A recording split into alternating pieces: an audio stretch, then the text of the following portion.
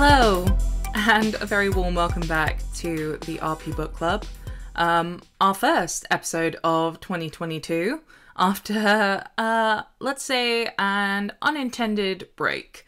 Apologies for the surprise hiatus. We had a few spanners in the works, technical issues, January that went into pushing this episode back. So thanks so much for bearing with us. I'm honestly delighted to finally be able to bring this episode to you. It's a really, really interesting and thoughtful episode with the wonderful Xueting Christine Ni, the translator and editor of the incredible anthology Synopticon, a celebration of Chinese science fiction. We discussed everything from her role as the translator and how the book actually came together, to figuring out how to translate the fight scenes using Nerf guns and action figures. I hope you really enjoy this episode, and I'll be back at the end of the show with your usual discount code and information about who my next guest will be.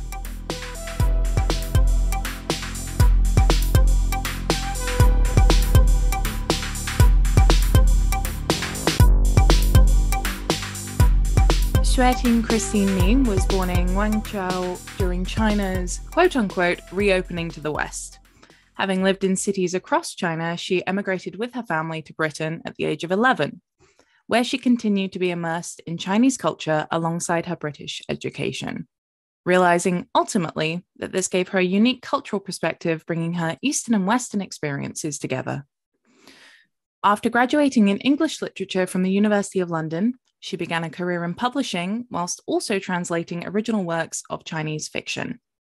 She returned to China in 2008 to continue her research at the Central University of Nationalities in Beijing.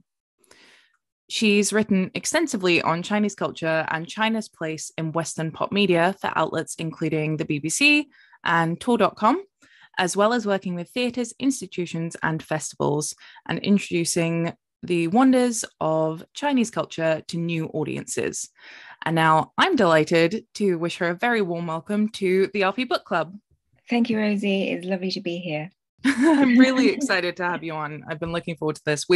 For listeners, we had originally scheduled this for December until the pre-festive season rush got very on top of me. So we're now in early January. We're back to work. Feeling refreshed, hopefully. I am. I don't know about you. How are you feeling? Yeah, I am feeling. I had a nice break and was finding the pre-festive rush a bit overwhelming too. But yeah, definitely had a nice break and ready to get back into it. Excellent. Yeah.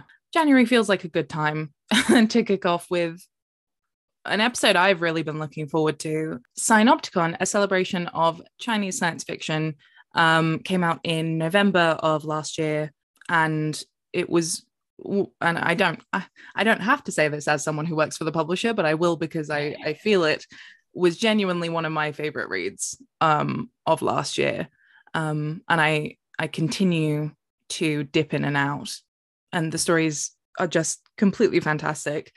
For listeners who might not know, how would you describe Synopticon?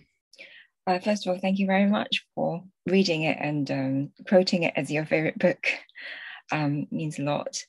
How would I describe Synopticon? I think the subtitle pretty much sums it up. It's a celebration of Chinese science fiction, aiming to show the variety of works over the last science fiction revival, which is over the last 30 years.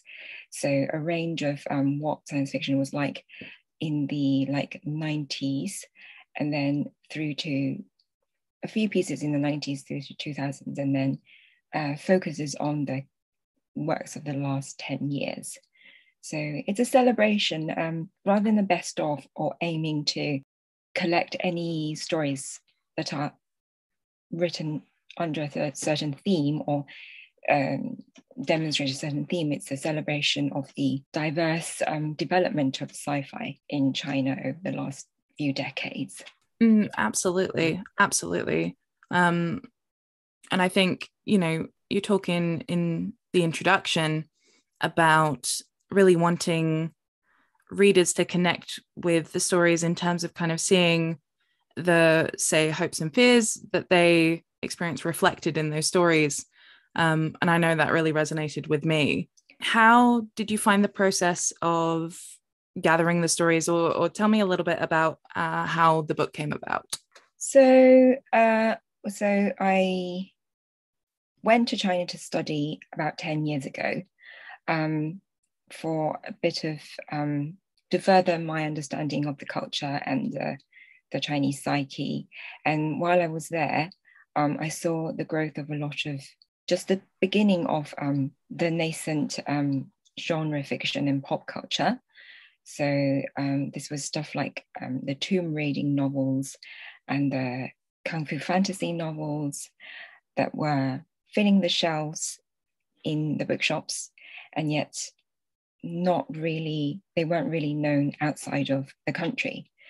And so since then, I'd really wanted to bring genre fiction and also comics as well. So genre fiction in different formats to global Anglophone audiences and readers. But it seems like that was not the time.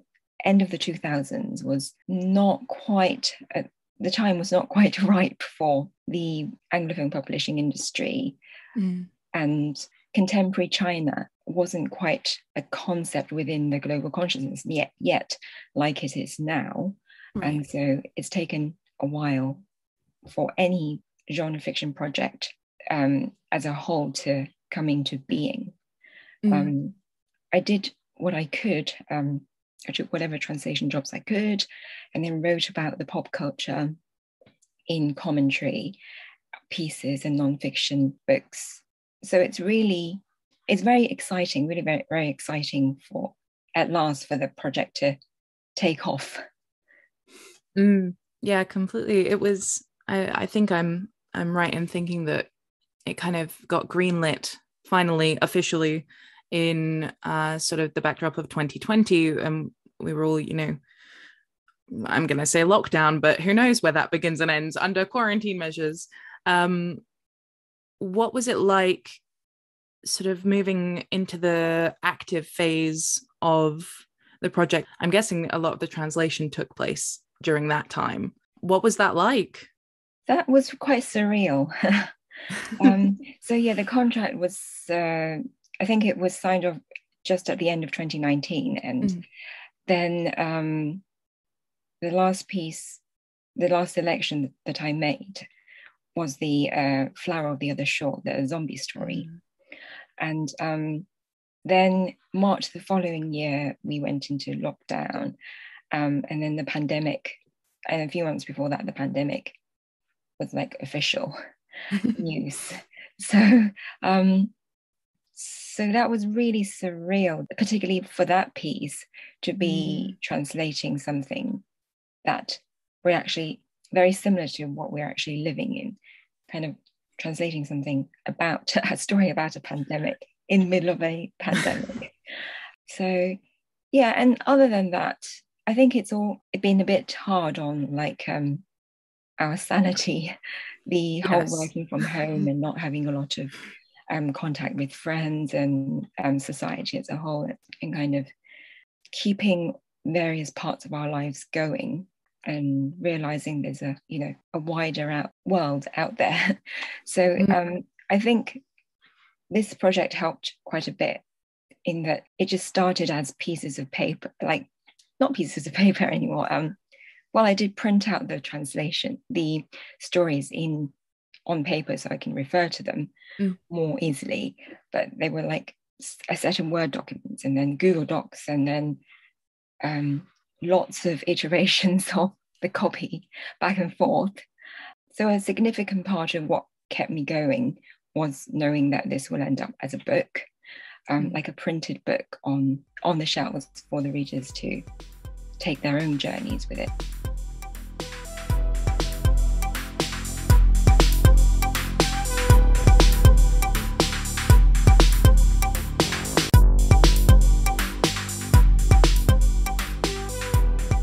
it's really interesting, I find, to think about those genre boundaries, especially to SFF. I feel like quite often the more sort of literary world or certain spheres of the publishing world can look down on genre fiction and sort of less than or less worthy. Is that something you've ever come across in terms of working in translating genre fiction, that kind of judgment? It's totally something I've come across.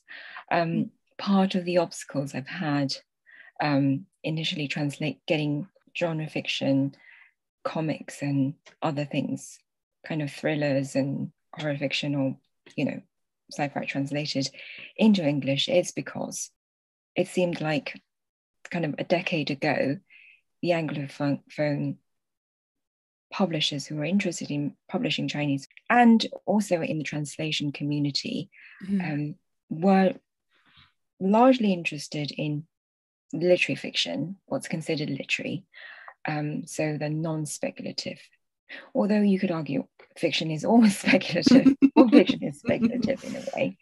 And then, so yeah, it was very much, this idea was very much present, I felt, in the translation community. I did lots of samples of works that I found interesting that were being published in China at the time. So it's definitely something present there. I think the stories in Synopticon are definitely kind of the more literary of science fiction, but there are a few stories that are very much in a similar vein to the Douglas Adams fiction story, a humor of his works, and like a more traditional thriller with robots and like mechs and like lots of gun porn. So so I think that, yeah, I don't believe that sci-fi and SFF is necessarily not literary.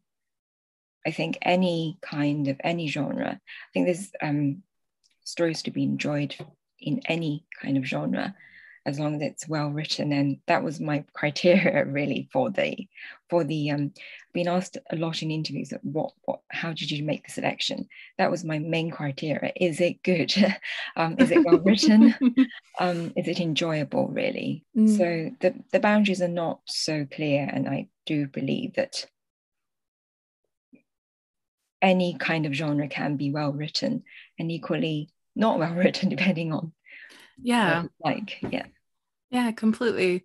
And I mean, what a very excellent criteria to have. Just, is it good? Is it enjoyable? I mean, for me in my reading, that's kind of the criteria. The criteria is it enjoyable? And regardless of genre or what the media or publishing has to say as a whole, I think we in the industry, one of the things that or the types of change that I know I personally try to do my small part to affect is almost giving some readers who get themselves stuck in a box the permission to explore outside of the genres that they're used to. And I think that's, with a collection like Synopticon, that yes, it's a science fiction collection, but within that there's so much nuance and there's so much variety in all of the stories, that I think it's a really wonderful place for people to take a journey and explore. Absolutely nuanced. that is exactly what it is. Yeah, so there's hopefully something for everyone. The stories are really different, and hopefully shows people the breadth of works that are out there. I've seen a number of reviews describing Synopticon as an ideal starting point for those who typically read Western SFF and Western sci-fi, to be introduced to and appreciate the wealth and breadth of Chinese SFF and sci-fi. Would you say that was one of your intentions when putting the book together? Yeah, it certainly was one of the intentions. before that, so this is the first anthology that is commercially published that is from the UK. So, and I'm very glad it's with Rebellion. It seemed like the perfect publisher for it. Crossover between, good fiction and enjoyable fiction. Good fiction and enjoyable fiction. So yeah, it's certainly one of the aims. Before this anthology, there were only a handful of other anthologies. You can count them on one hand. So really the subject isn't, the genre isn't known well at all. And just a few years before the book was signed off, I did a talk that was a brief history of Chinese science fiction with a focus on the contemporary scene. It was called The Chinese Don't Do Sci-Fi, exclamation mark and question mark.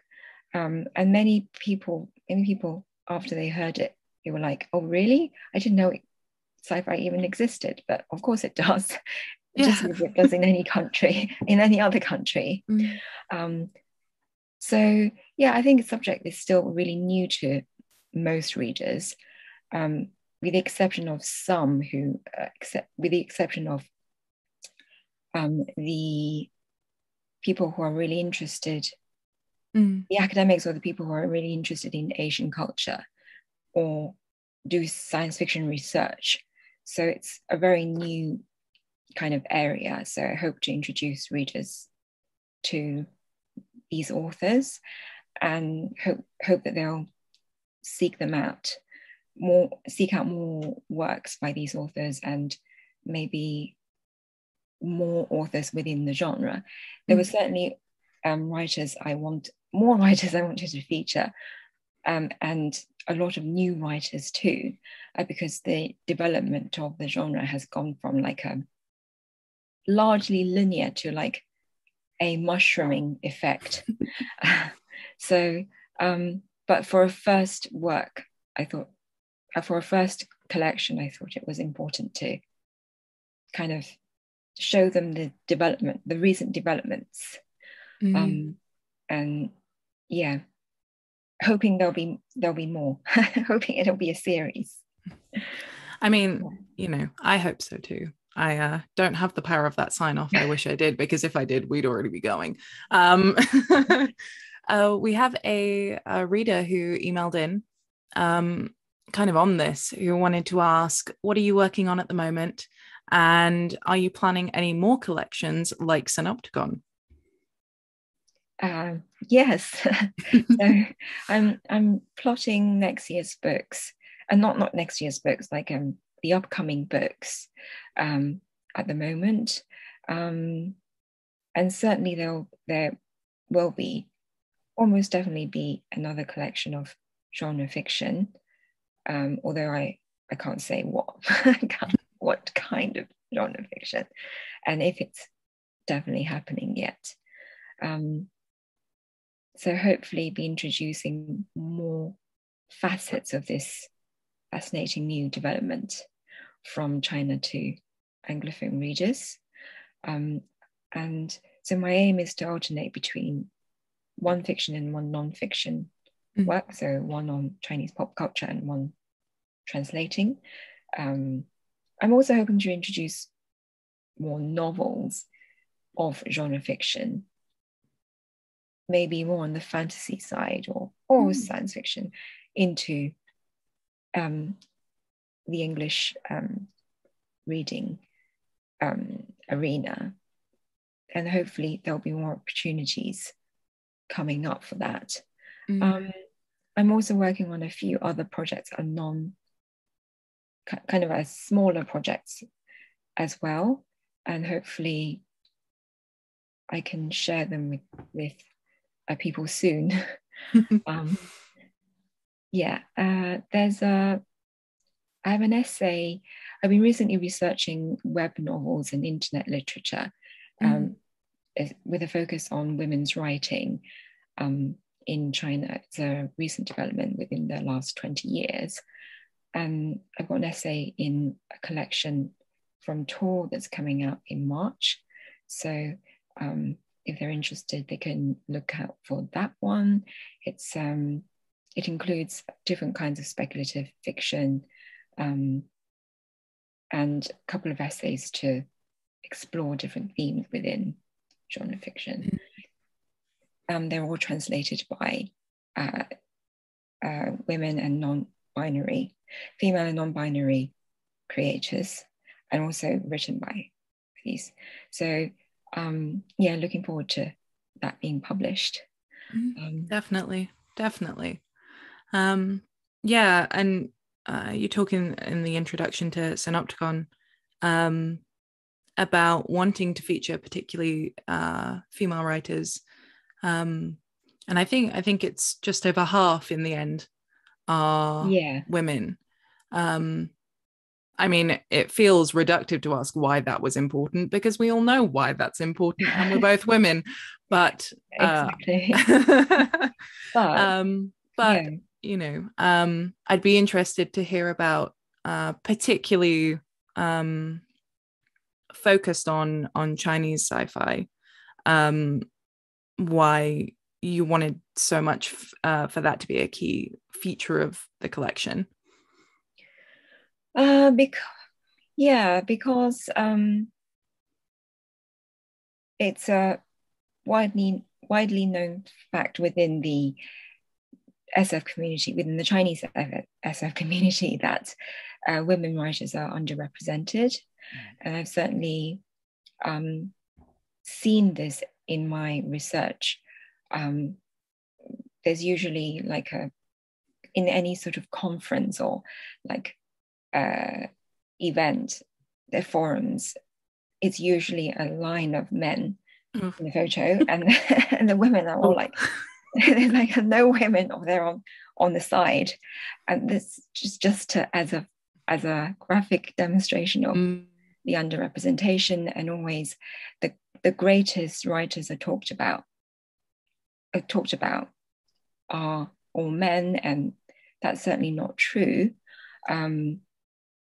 It's certainly not true that there isn't great fiction by women out there. And in fact, one of the interviews I had recently asked whether there's been a recent flourishing of women's sci-fi writing. And actually, no, it's always been there. It's just that it's being featured more, and more reviewers and researchers are looking into it, and more translators are translating them, and then they are being published more. So I wanted to spotlight female writers, but at the same time, I mean, I did consider having mostly female writers or all female writers, but then at the same time, I didn't want to put them in the marginalized space, but instead put them on like an equal playing field with male writers. And so I selected the stories. In the end, I just selected the stories based on their merit, really, without considering who the writer is. And it turned out to be over half of them to be women. And of course, there are female editors and publicists that I worked with along the way. And I'm also a female translator and writer. So it was great to have representation all along the publishing process. And certainly within my own reading, female sci-fi writers, with the exception of Mary Shelley, were something that I'd later come to discover. Only in the last few years, I've been reading lots of them. So that really illustrates that it's kind of a global thing, but more, there's more inequity in China, in the Chinese sci-fi scene. And in my future collections, I'm hoping to feature more of them, feature more female and or non-binary queer writers. Mm. With regards gender, though, there are also some kind of gender fluidity in the subject and how they're dealt with, even though they might be by, say, female writers or male writers. I hope that the readers will see that too in the subject matter, and how, not the subject matter, in the way that themes are treated. Some of them have dealt with the conventional subjects in a more non-gender atypical ways. And I think that's also quite interesting, a recent development in Chinese sci-fi. Absolutely.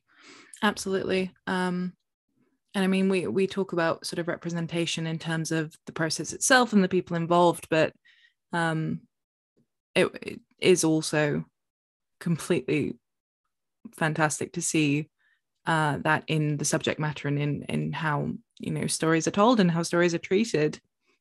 Do you feel like, in your experience with sort of publishing and with working in translation, that attitudes have changed significantly over the last, say, 10 years? I think it's definitely improved within the last 10 years. I mean, I grew up in the 80s and 90s, and certainly even in the 2000s,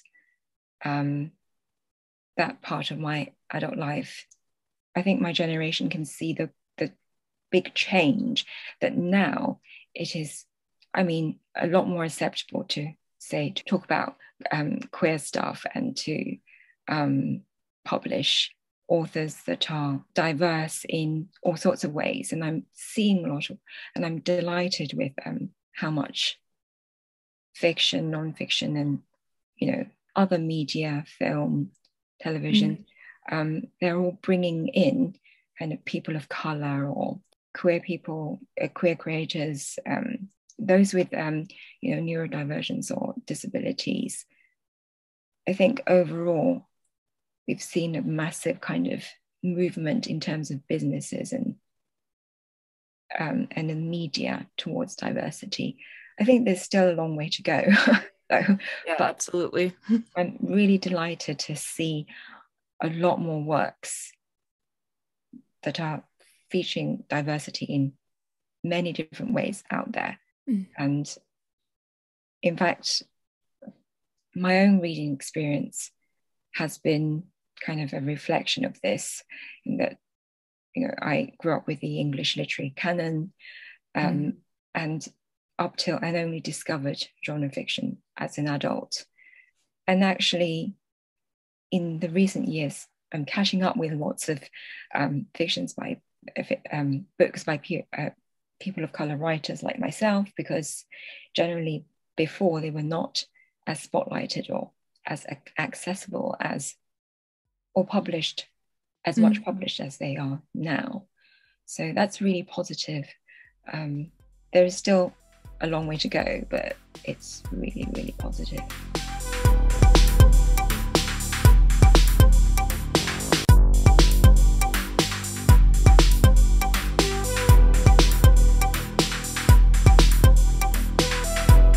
So we had a reader get in touch.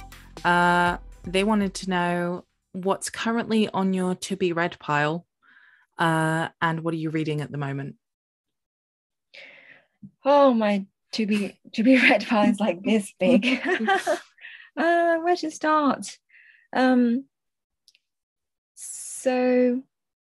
I'm not on the internet all the time.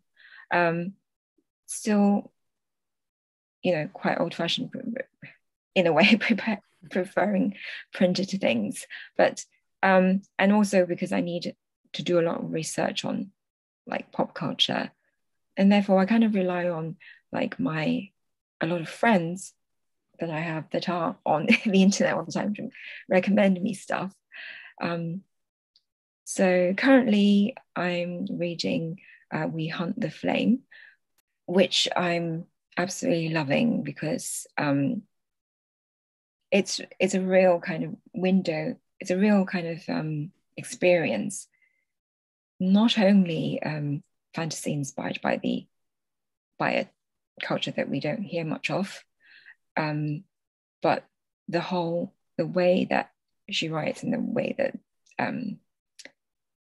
all the kind of ways of expression are all kind of, I feel, new to maybe other English fiction. So that's really amazing. As I said before, I'm aiming to read more. I mean, I don't have to try particularly hard, but aiming to read more fiction and non-fiction from other cultures, sort of othered cultures. So I'm reading one of those. That's one of my reading. I'm doing some research on Kung Fu fantasies. And then I'm also rereading Jin Yong's Condor Heroes, the original copies that I had as a teenager, because they've recently been published in English, and they just contain so much culture and history, and they're really, really fun, rollicking adventures. So, and I've just finished a collection of essays. It's not about the burqa, edited by Plan, which was really, really insightful and eye-opening. So I'm hoping to, probably the next kind of pleasure for reading for pleasure I'm moving on to is probably Black God's Drums, which I acquired recently, and so the next slot of reading for pleasure I might go on to that one. The next allocation, the next selection. Yeah. It always feels like a lot of pressure. I mean, I'm exactly the same. My TBR pile is probably taller than I am at this point. So yeah, it always feels like a big choice, a big decision, what to go for next. And of course you can't, you know, I do the thing where I will then just go to a bookstore and buy something new and do that instead. Oh, why not? Yeah, it's yeah. I suppose you have to read a lot you need to read a lot for work too, and yes. then yeah, absolutely. I think it's one of the things that, you know, for those of us who are in publishing, it's a challenge. I completely empathize with what you were saying about, you know, finding the time or really the energy to read for pleasure sometimes. You know, with all the books that we publish, I try and get through as many as I can, and you know, usually I'll be doing that in advance to get ready for the book coming out. So once you've done that, there's not always a lot of brain space left to read something new. It's one of the things I have to say I did enjoy about the festive break that we've just had, because I read so much, more than I had probably the rest of 2021. So that's really helpful. Yeah, you have the mind space to do that, and not the usual buzz background noise, you know, of life. Yeah. Exactly. Are there any books, movies, or TV shows, or any other pieces of sort of media you'd recommend to someone who's read Synopticon and really loved it? Or if not, any specific pieces of media, anywhere you'd recommend people look if they're wanting to continue learning more about Chinese sci-fi? So I'd straight away recommend the other anthologies of Chinese sci-fi, the 2 Ken Liu anthologies and the one from Columbia University called Reincarnated Giant. They came out in the last few years. In terms of new stuff coming out, there is a Han Song, one of the authors in Sinopticon. He's having a trilogy published in 2023 a hospital trilogy. So good, nice kind of more sci-fi coming out, which is great. And then there is, of course, one of the very few novels that are available apart from the three-body problem, which I really think are absolutely fantastic. And if people enjoy that, I would encourage them to look beyond the three-body problem to other writers and other works too. But there's some other Liu Cixin novels and collections that are out in English. And then I think he's just published the comics of the three-body problem.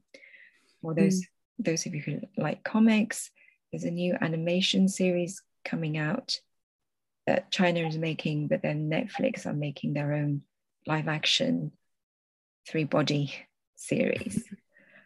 So the few novels that are out by Hao Jingfang, The Vagabonds, which came out a couple of years ago.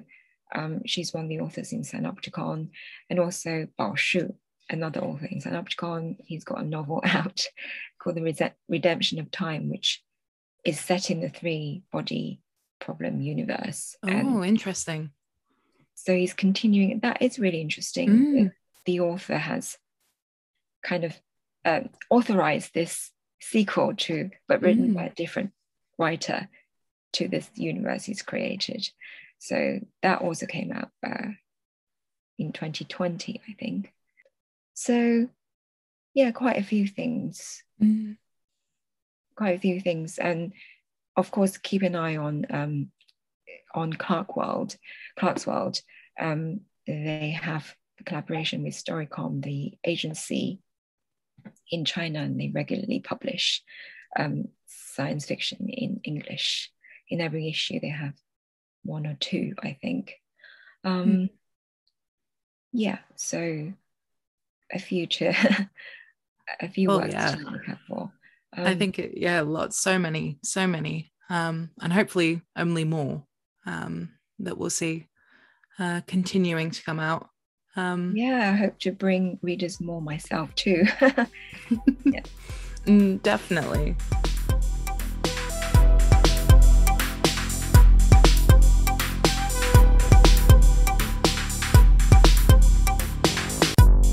This is a really hard question, given that they span such a beautiful range of different styles and subjects. So it's totally fine if there's no definitive answer. But do you have a favorite story from Synopticon? That would be like asking me to choose between children. Yes.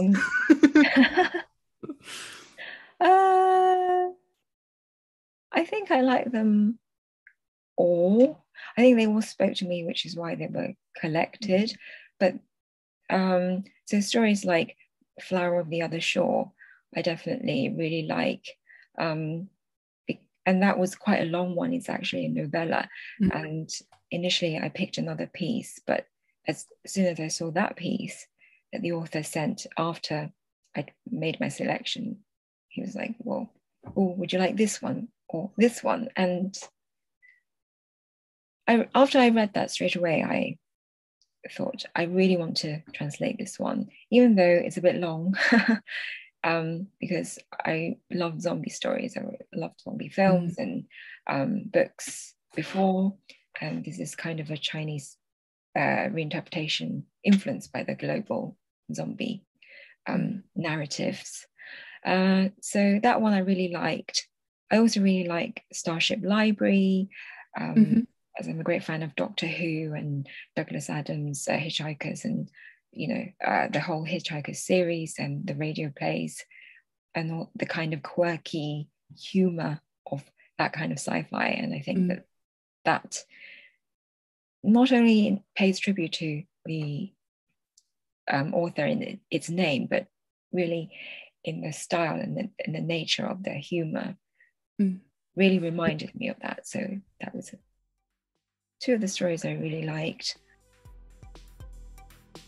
Editor Rosie jumping in for a second just to say, at this moment of our record, we had an interruption in the form of a combination furniture delivery and my cat pulling his escape artist routine, and we never came back and rounded this discussion off.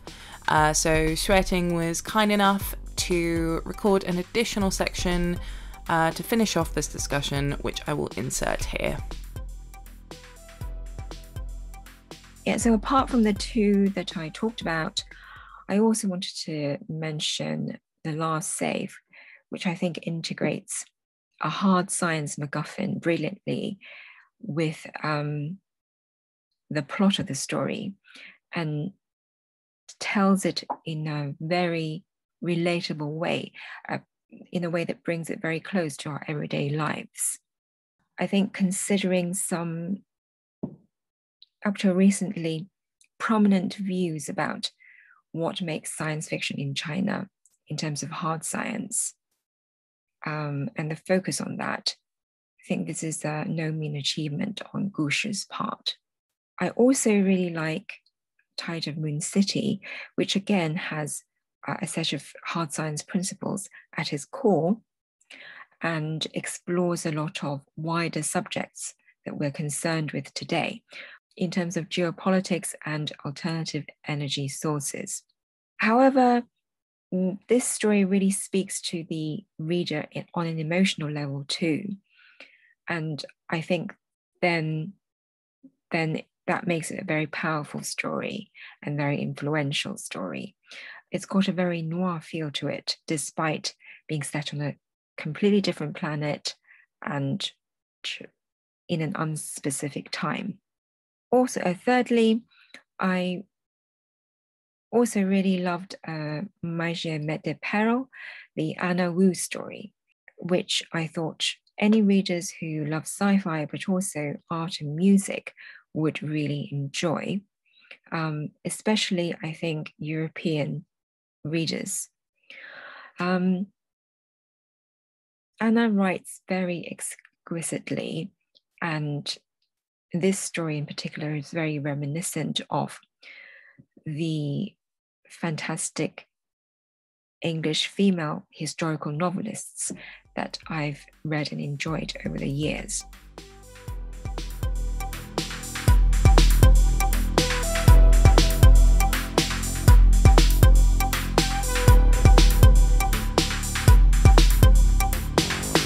So what would you say you enjoy most about translation? And is there anything you find you enjoy less or is more challenging about the process?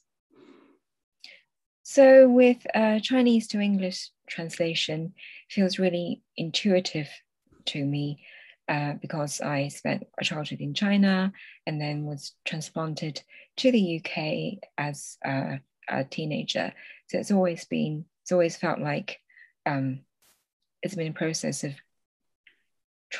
some kind of translation my whole kind of life, and with the people that I know and all kinds of different aspects, and if not literally language, then also culture, especially when I'm doing work that introduces the culture of my birth country to the people of my second home.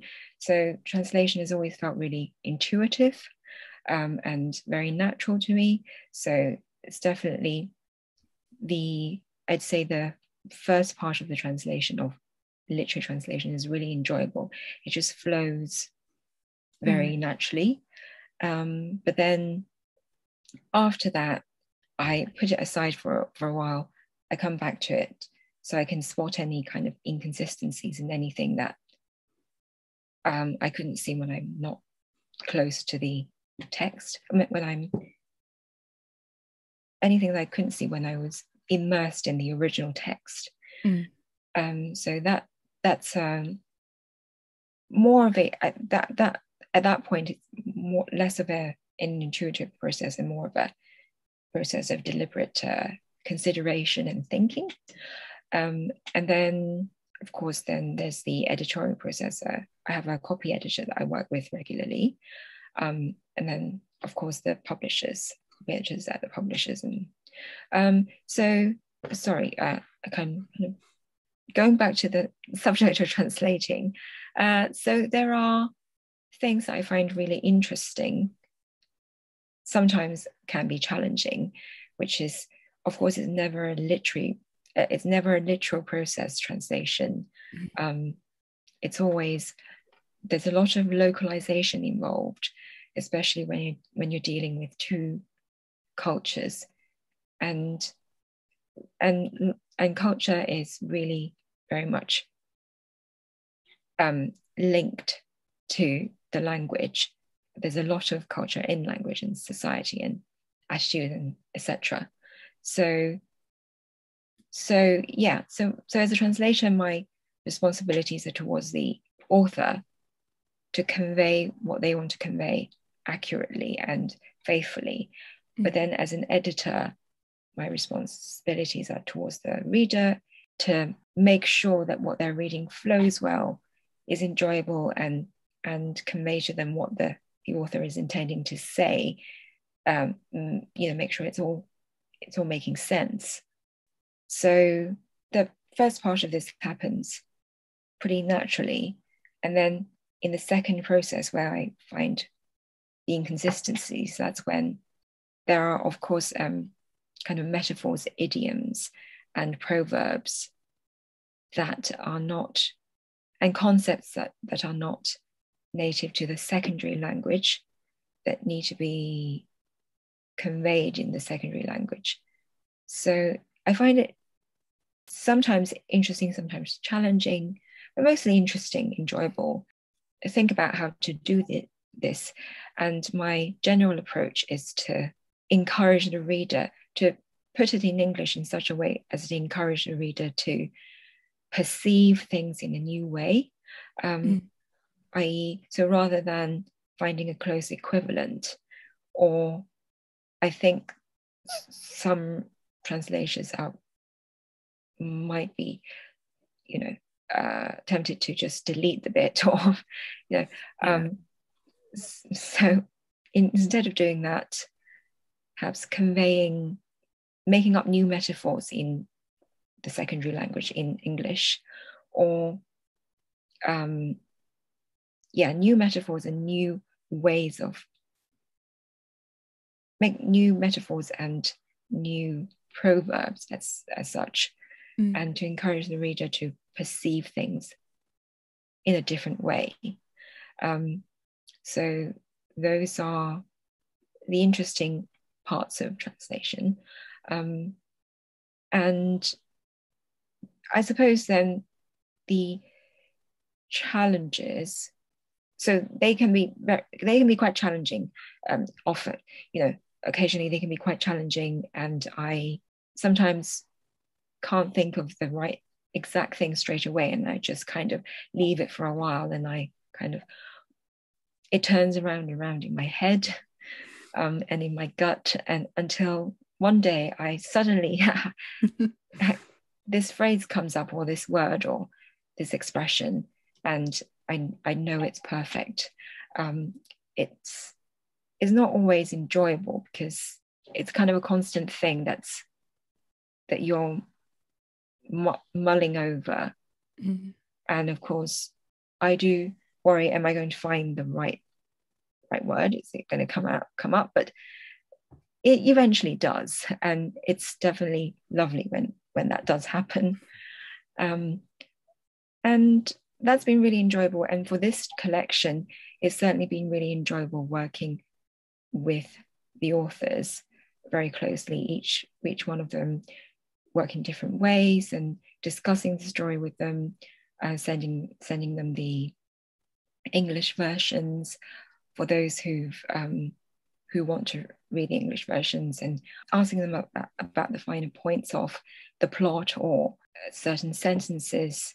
It's kind of been fun, quite an experience working certain logistics out in the more action-based stories, like Cat's Chance in Hell, with my copy editor, where we're just there with some desk toys, action figures going. So this is the car, and this is the zombie, and this is the these are the soldiers, and what are they doing? And okay, the Nerf, and having a Nerf gun and shooting it and see, there was a bit where he uses the gun, the empty gun, and then he also uses the fuel within the gun, and another flask of fuel. I think it happened several times. That was kind of tortuous and kind of a good experience in the end. Yeah. So those were really interesting experiences in terms of translation. Yeah. Going back to the question before, I think Cat's Chance in Hell is another probably the stories that I really liked. Not only because of the story, which is so relevant to today, to our technological developments, but also to the process where the finer points were ironed out was really interesting. And of course, my copy editor told me to read Rogue Trooper as to immerse myself in Rogue's voice just before I read some of the issues and really loved the character and channeled that very much in Joe's voice, and that was fun, and that really worked out. Definitely. And thinking about sort of bringing those idioms or metaphors or phrases to life without losing any of the meaning from Chinese into English. We have in Synopticon sort of occasional footnotes where necessary, but generally it's not sort of swamped with footnotes. I think sometimes if you're looking at reading translated fiction, occasionally, and some that I've read, it almost feels like you're reading footnotes more than you're reading the story. And it can really pull you out of it. Whereas I certainly found in Synopticon that really wasn't the case, that, you're fully immersed in the story from the start. And the same with, so for those who haven't read it yet, at the end of each piece in the collection, there's notes from you about the author and about the story. Was it a deliberate choice to put those after the end of the story so that readers could stay immersed throughout? Yes, it was a deliberate choice to put it at the end. So I discussed it with Michael, the commissioning editor, about writing some notes and writing some contextual guides to the reader. And it was a question of, do I put this all of this at the end, or all of this at the beginning, and in the end I decided that at the back would be best for each story, so that if the readers didn't want to, they can just skip that part, or if their interest is piqued and they want to find out more about the author, then they can read that bit. Took some research to write those, in terms of conversations with the writers themselves and other interviews that they've done. And I thought it not only added context, which was important for some of the stories, in that, especially the older ones, where some attitude towards certain issues, such as gender, for example, or feminism, might not be very ideal, but we are seeing the process where this has changed. But putting that into context, and also presenting the authors as individuals, people, and telling the readers a little bit about how they came to write each of the stories. And I was really actually inspired by Octavia E. Butler, whose work I just find that I really click with. It was in one of her editions of Bloodchild and Other Stories that she took this approach of, so it was published a lot later than she'd written them. And so she'd written like these afterwords at the end of each story. And I really liked that. And I was really inspired by that. I didn't want to give the readers any influence their judgment on the story before they read the story, but the context is there afterwards. Absolutely. It feels like it must be a fine line to walk when editing and as a translator of an anthology, of sort of not putting too much of yourself into there, but still guiding the reader on their journey. Yes, that was certainly something I was quite wary of, because whilst I do make sure that my own voice is distanced from that of the original author in the translations, of course, there's part of me that comes across in the English version, because those are my words and they will inevitably reflect myself as a writer, my own experiences, cultural outlook, and the style of my writing and translation. As I mentioned before, it's a collaborative, creative process, translating and editing, which I really enjoy.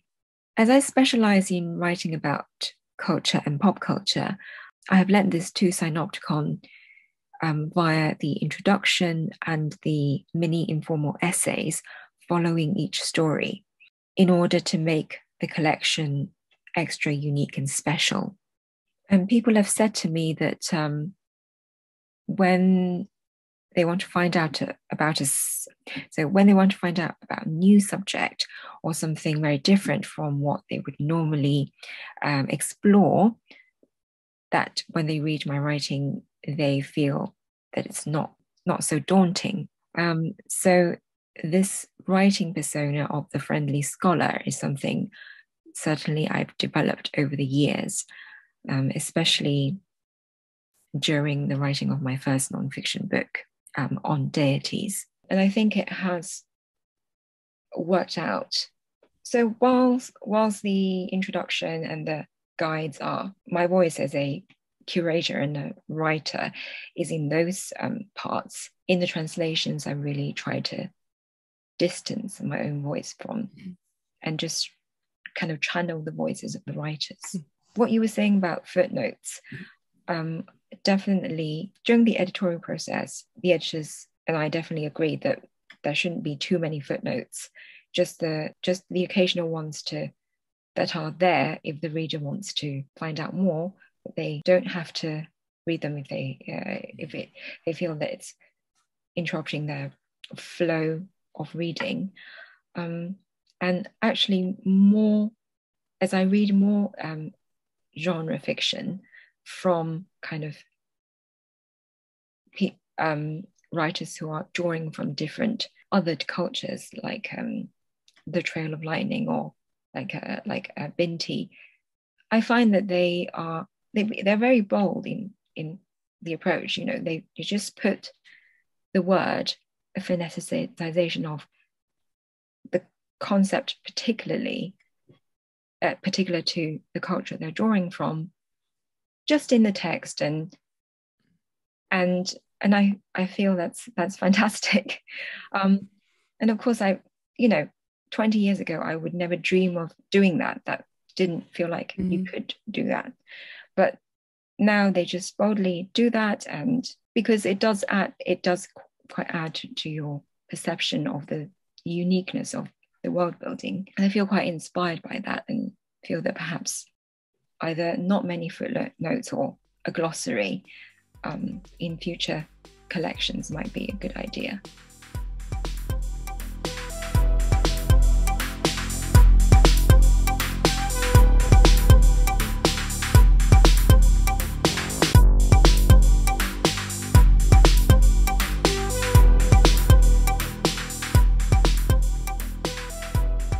Okay, we're ready for the reading, if you are. Great. Yeah, fantastic. Yeah, so I'm going to read the opening from Starship Library, the last story in the collection.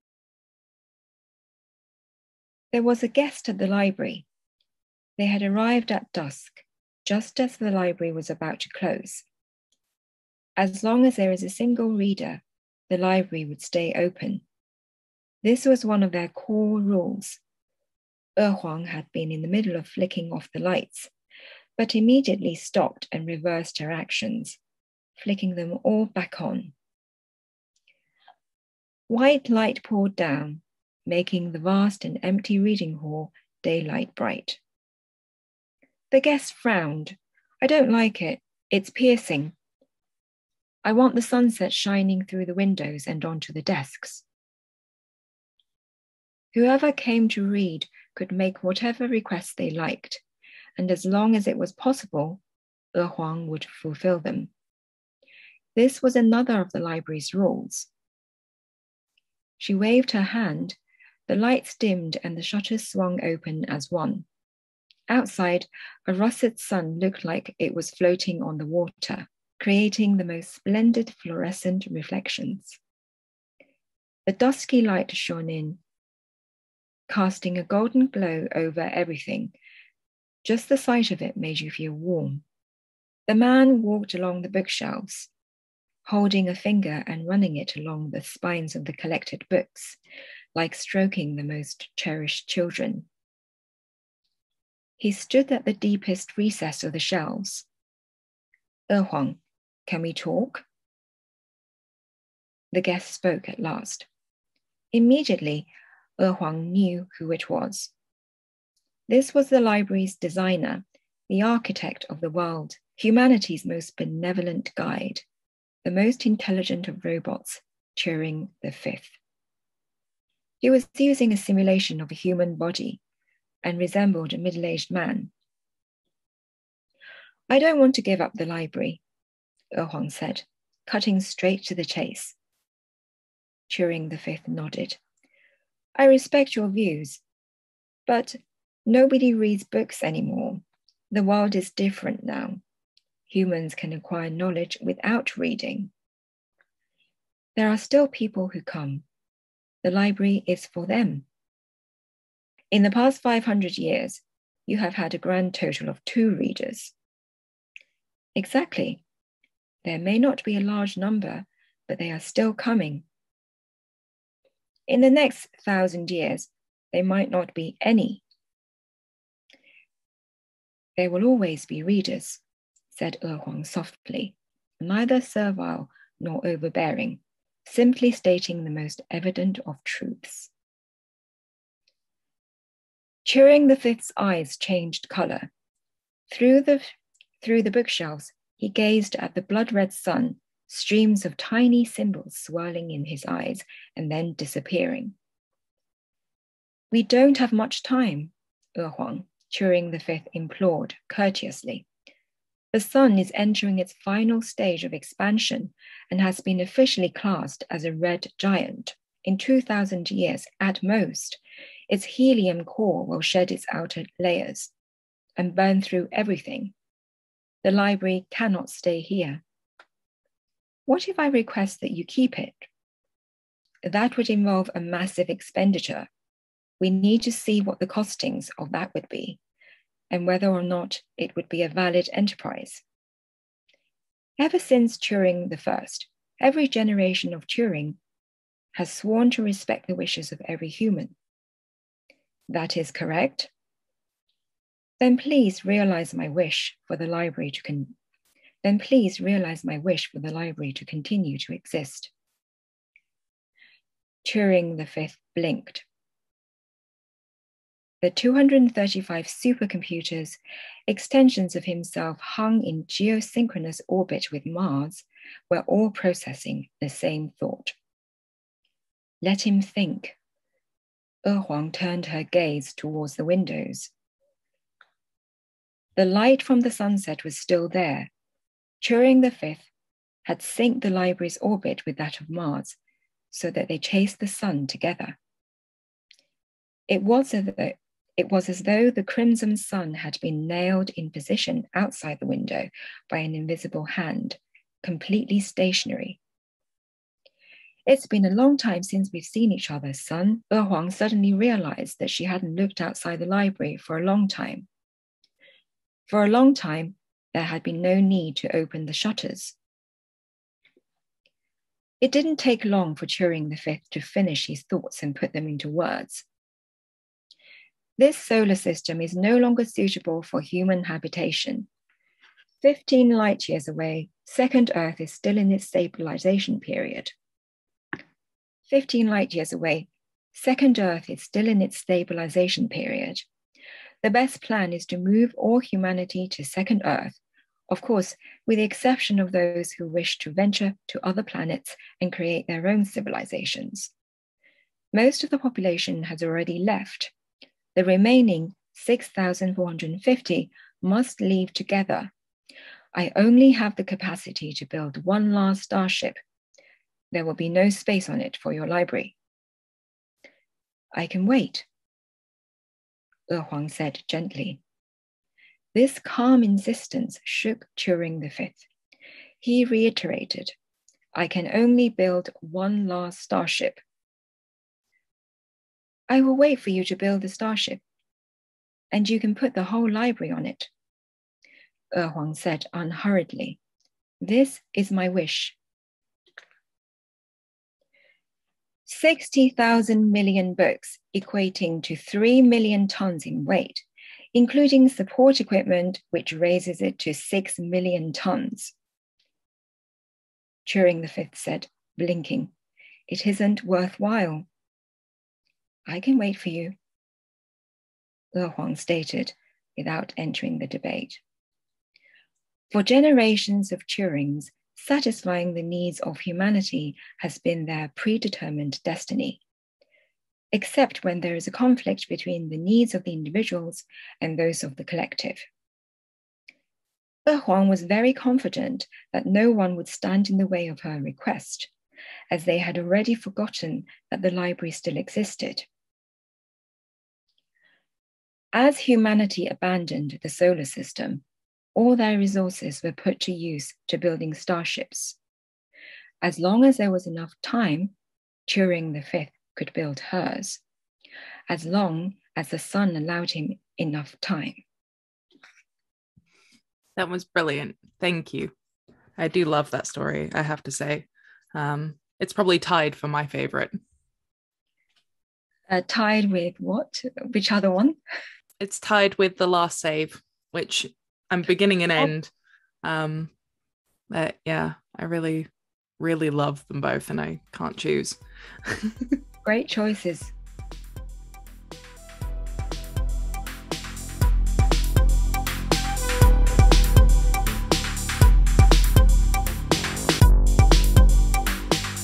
Thank you so much again to Xueting for being on the show. It was a really, really great chat and you were a great guest. And listeners, I really hope you enjoyed the return of the podcast. I promise the wait will be less long between this and the next one. Speaking of which, my next guest will be the brilliant Alia Whiteley, author of Skyward Inn, which has just come out from us in paperback. You'll be able to listen to that episode on March the 2nd. And in the meantime, if you haven't already, I highly recommend giving Synopticon a read. It's packed with really amazing stories. There's something in there for everybody. And if you'd like to get your copy in ebook or in paperback direct from us, you can do that on the Rebellion Publishing store and get 20% off for being a book club listener. Just head to rebellionpublishing.com/shop and use code JBC-22-S to get your discount. That's it from me for this episode. Thank you again so much for listening. If you'd like to ask any questions for Alia about Skyward Inn or anything else, feel free to drop us a tweet at Rebellion Pub, message us on Instagram at Rebellion Publishing, or send an email to publishingpress@rebellion.co.uk. I'll look forward to bringing that episode to you in just a few weeks' time, and in the meantime, happy reading!